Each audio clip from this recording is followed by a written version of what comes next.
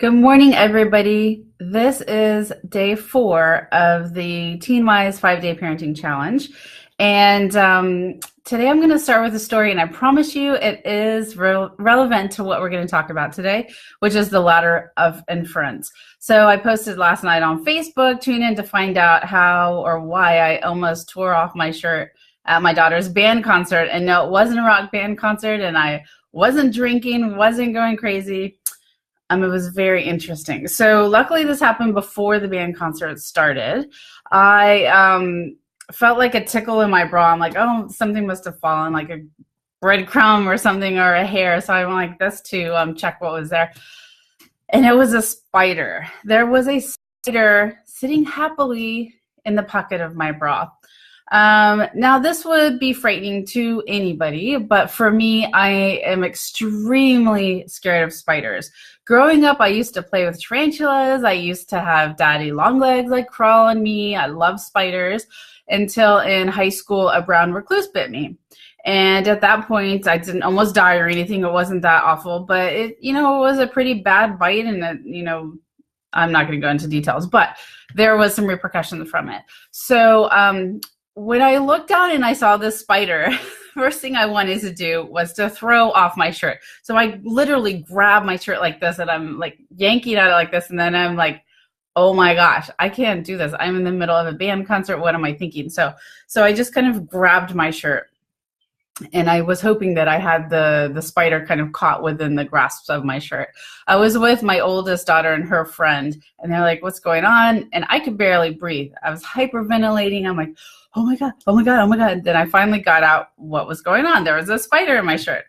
They can't really help me, right? Because it's in my shirt. What are they going to do for me? My oldest daughter hands me a tissue. I'm like, what am I going to do with this? So I knew logically that I needed to get up and go to the restroom and deal with this problem, but I couldn't get myself together enough to do it. So finally, after a few minutes of hyperventilating and still having my shirt, grabbing my shirt, my daughter like counted down 3, 2, 1. I got up and I quickly ran to the bathroom. I took off every single piece of clothing and shook it out. I didn't find the spider. I think maybe I found a little leg, but whew, oh my gosh, what a moment of panic, sheer panic. So why am I telling you this story? Here's why. The ladder of inference here, and I'll show you here. It's you basically start down here with something that you observe. So you have a pool of data, and you go up this ladder, and eventually you get to what action you take. And in between, you've got, there's meanings that you get from the data, there's assumptions that you make, conclusions, and then you form your beliefs, and then there's action. Now this all happens like boom, right? And some of this, the ladder of inference happens over the course of years. These things continually build up your assumptions and your conclusions and your behavior. So for me, although there's definitely this fight or flight part of how I reacted to the spider sitting happily in my bra, what was happening also was this story that was behind it, that I had been bitten by a brown recluse, and ever since then, I was fearful of what spiders could do to me. So if I look at my ladder of inference here, and I think about the actual incident of the spider in my bra at the band concert, it was sitting there happily. It wasn't biting and gnawing at me. It didn't look like a poisonous spider. I don't even think we have those up here in the Pacific Northwest. So if I was looking at the data and being logical about it, I would have calmly walked over to the restroom and taken care of it. But because I had all of these other things that built up to my actions, I was not thinking logically. I wasn't dealing with it how I needed to. My body was reacting emotionally and biologically to it. I know that there was these chemicals spitting out in my body, adrenaline, cortisol, all these things. When I saw that little baby spider sitting in my bra, by the way, it was not a huge spider. It was teeny. So anyway, so we have to think about this ladder of inference when we're parenting, because sometimes, just like me with this spider thing, we get a little cuckoo.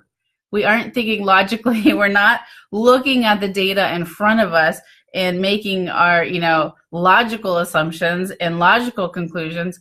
We're just basing it on some of the stories that we have in our life, or even some of the data that we get from the media, the data that we're getting from other parents, and we can just panic and we can crawl up that ladder really fast and take action based on some erroneous conclusions and erroneous beliefs. So what we have to do, instead of jumping to conclusions, what we have to do is break down the data before we take action. So if we think about our teens, what does this mean? I mean, we're not going to go in and create a spreadsheet, that kind of data. We're going to get data straight from our teens for the most part. So let's say, for instance, we find a vaping device in their bedroom. Now we can quickly run up this ladder of inference and think, oh my gosh, they're addicted, they're selling these things, all their friends are vaping, they're vaping at school, all of these things are going through our heads very quickly.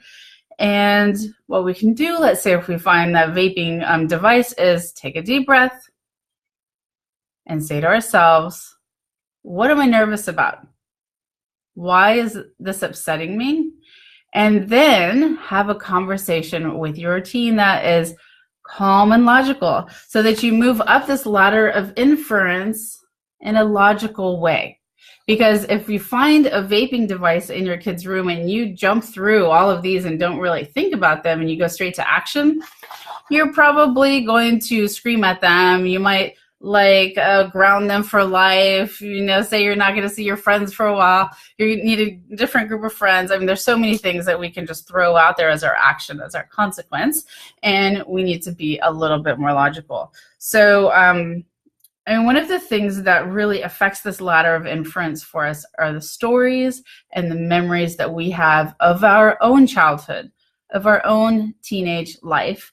And we have to think about how that is moving us up this ladder of inference to actions that are not so great. Let's take it for instance. Let's say that you had drinking issues in high school. Let's say you got in with a crowd of people, they drank all the time, you had issues with drinking, you made choices you weren't proud of, and you find out that your teenager has gone to a party and had a couple of drinks.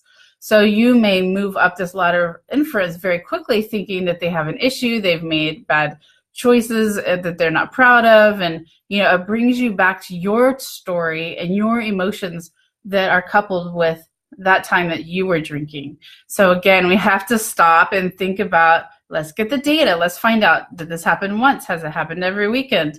And then go from there.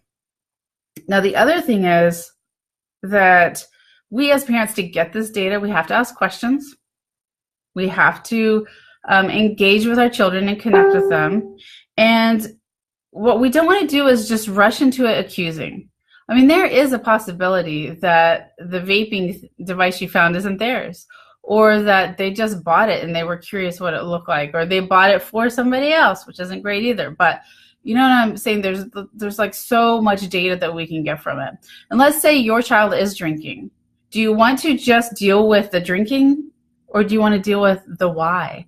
Why is it that they're drinking? Are they feeling overstressed? Were they giving into peer pressure? Did they feel like they had to do it to belong? So there's so much information that if we go into this logically, into our ladder of inference, to get all of these logically, figure out our conclusions and figure out our actions, we can connect with our kids even during the times of trouble, as long as we're not jumping to our actions without any logical conclusions and without engaging and finding out more information. So we need to start with the pool of data, which for us is stuff we're going to collect as parents, and we're going to logically move to what action we take. Because in the end, you have to think about, why do you even care? What is the reason that you care that your child is drinking? Is it because, aha, I caught you and now you're in trouble? Probably not. I don't know any parents that parent like that, although I'm sure there are some out there. But what you need to think about is, why do you care? Because you want them to be healthy. You want them to make good choices for themselves. So if we just come at it attacking, that's not the message that they're getting from us. They just get the message, I'm in trouble. Next time I'm going to work better to not be caught. And what is the lesson that you're trying to teach? No matter what it is that's going on, what do you want your child to get from that experience? Because we all have setbacks. And teens all make mistakes, even the quote good kids. I always hear parents say, my kid's a good kid, or this one's a good kid, this one's not. I'm worried about her because she's not a good kid. Like, no, no, no. Good kids make mistakes and make poor choices. That is a fact. So what are we trying to teach them? And what do we want in the long run when they're 21, 25, 50? What are we trying to teach them? What life skills are we trying to give them? And also we have to think about, how do we want our relationship to be with them? If we're constantly barking at them, showing them the negative, and not acting like this is us together, making sure that you make some good life choices, that's really not what we want. We want to be connected, and we want to teach and guide and support. So be careful with this ladder of inference and make sure you're not just jumping right past this up to actions. So what is your challenge? Your challenge is to think about what stories affect your parenting. What memories of your childhood affect your parenting and make you rush up this ladder of inference straight into actions that aren't based on logical conclusions, that aren't based on real data. So think about that. That is going to be your challenge, and I'd love to hear back from all of you. So have a great day, and I will see you guys tomorrow morning for the final day of the 5-day parenting challenge.